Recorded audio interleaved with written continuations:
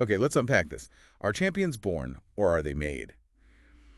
It's a question that, well, it sits at the heart of so many discussions about success, doesn't it? It really does. Is it just raw talent, or is it more about the grind, the environment people grow up in? Exactly. And the source material we're looking at today, it gives a really direct, maybe even provocative answer. Absolutely. It takes quite a firm stance. Might flip how you usually think about this. It definitely grabbed my attention. So today we're doing a deep dive into the core ideas in this book, Champions Are Born, Losers Are Made, by John Lemme. And it's got that bonus section, too, on leadership secrets. Right. And just to be clear, our mission here is really to explore this specific text. We want to pull out the main arguments, understand the author's perspective on what makes a champion and what he thinks makes someone a loser based purely on what's written here. Got it. And he jumps right in with a pretty bold premise, doesn't he? Oh, yeah, straight away. The book claims everyone, absolutely everyone, is born a champion. Full stop. And the loser part, that comes later. That's his argument. It's like external stuff, the habits you develop, the influences around you. That's what essentially makes someone a loser in his view. So how does he back up that born champion idea? Well, he uses this very striking analogy. He says your life literally began with a win. Think about it. Out of millions, maybe hundreds of millions, of sperm. You were the one that made it. Exactly, the single one that successfully fertilized the egg. He frames that as this incredible, often uncelebrated championship victory right at the start. And he links that to a kind of spiritual dimension too, right? Referencing being fearfully and wonderfully made. Yes, he presents it as a testament to, in his words, God's creative process. It underscores this idea of an inherent built-in championship nature from the moment of conception. But then comes the contrast. How does that champion become a loser in his terms? That's where the external factors come in. He points fingers at things like negative people and stupid ideas. He also lists negative thoughts, negative people, ignorance, and neglect. These are the things, he argues, that actively make someone into a loser. They undermine that initial championship. So the book's purpose then is what? To remind people of that inner champion. Pretty much. It's about strengthening that foundation you were born with, helping you build on it, and learning to ignore or, as he puts it, despise the choir of doubt, those negative external voices. Okay. So he lays out principles for doing that, for living as that champion. He does. There are core principles he outlines. Let's get into the first one then. What's the starting point according to the book? Principle 1, as he lays it out, is all about self-belief and acceptance. Just believing it. It sounds almost too simple. Well, yes and no. He stresses it's absolutely essential, non-negotiable. You have to consciously believe and accept that you are a champion right now, regardless of your feelings or, your current situation. So things like fear, procrastination, guilt. She said those aren't really us. Exactly. He calls them loser habits. He's adamant they aren't innate parts of your champion's self. They're things that are developed and imposed by others, by the environment. Learned behaviors, essentially. Developed and imposed. He shares that story about the young woman and the baby, right, to illustrate this. Yeah, it's a vivid picture. He describes seeing this young mother who just seemed heavy with negativity holding her baby, and he felt this urge to tell both of them, you are a champion. Act like it. Implying that negativity could be passed on, sort of making the next generation into losers, too. That seems to be the implication, how that cycle of imposed negativity can take root and stifle the born champion. So what's the antidote? The call to action from this principle? It's incredibly direct. He tells the reader, believe you are a champion, accept it.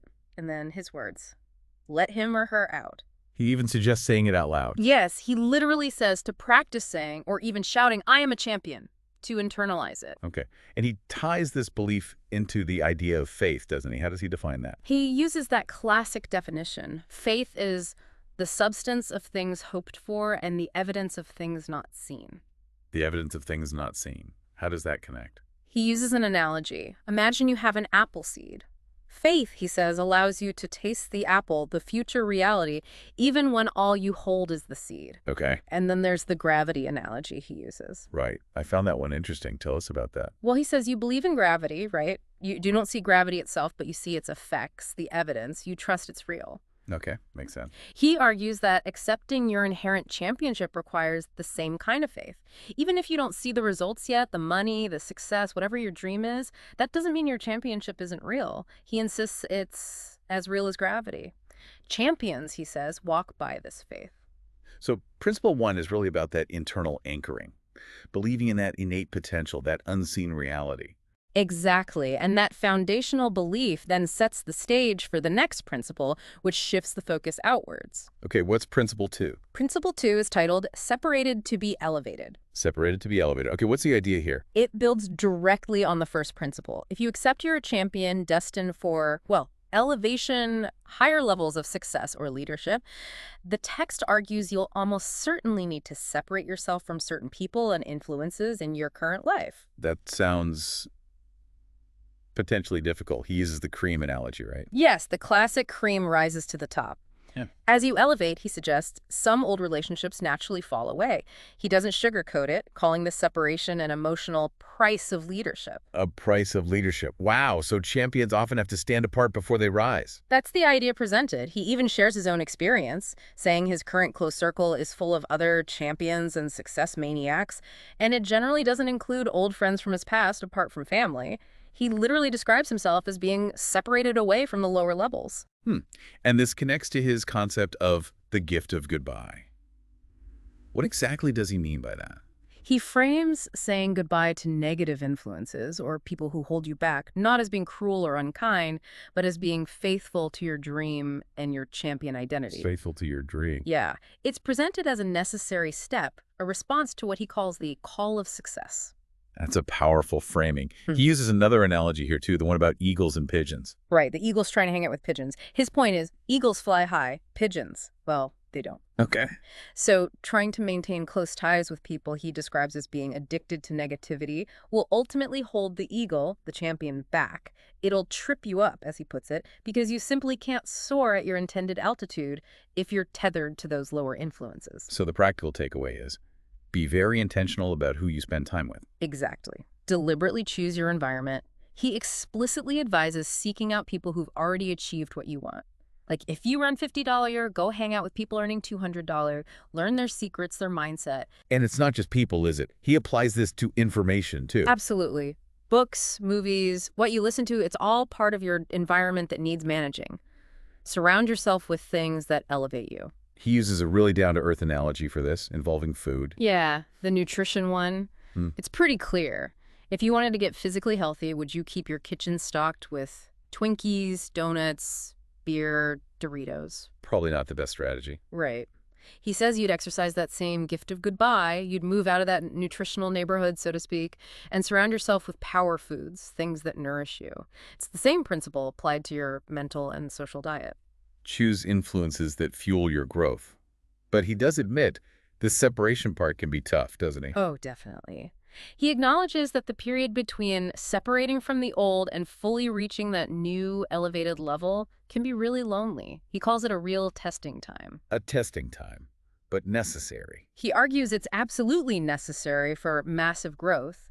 It's in that temporary isolation, that struggle, that the real strengthening happens. And interestingly, right after saying that, he sort of offers his own community as a solution. Yes, he points towards his teachings and community as a place to find support during that lonely phase, framing it as finding the company of eagles, a place to connect with like-minded people. Okay, so if we put these two principles together, what's the picture that emerges? You get a two-step process, really. First, the internal work, truly believing and accepting you are inherently a champion. That's principle one. Right, get your mindset locked in. And then the external work, actively managing your environment, your relationships, your influences. That's principle two.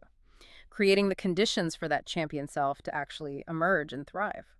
So it suggests that while the champion part is innate, staying a champion or realizing that potential requires conscious effort. It's not passive. Not at all, according to this text. It requires deliberate choices about both your internal state and your external world. It really highlights that contrast the author draws.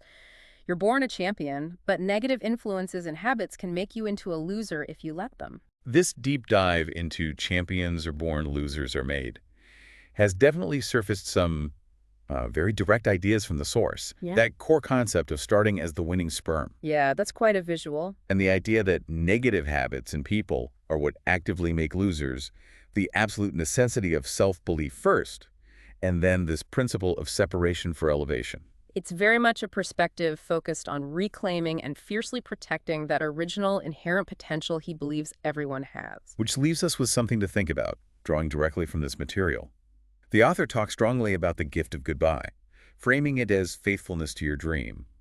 But let's be honest, identifying genuinely negative influences in our own lives isn't always simple, is it? No, especially when those influences might be people we care about or have known for a long time. So the question for you to consider, based on this book's perspective, what does it really take to honestly identify those influences in your own life that might be holding back your inner champion? And perhaps more pointedly, how challenging would it actually be for you to exercise that gift of goodbye if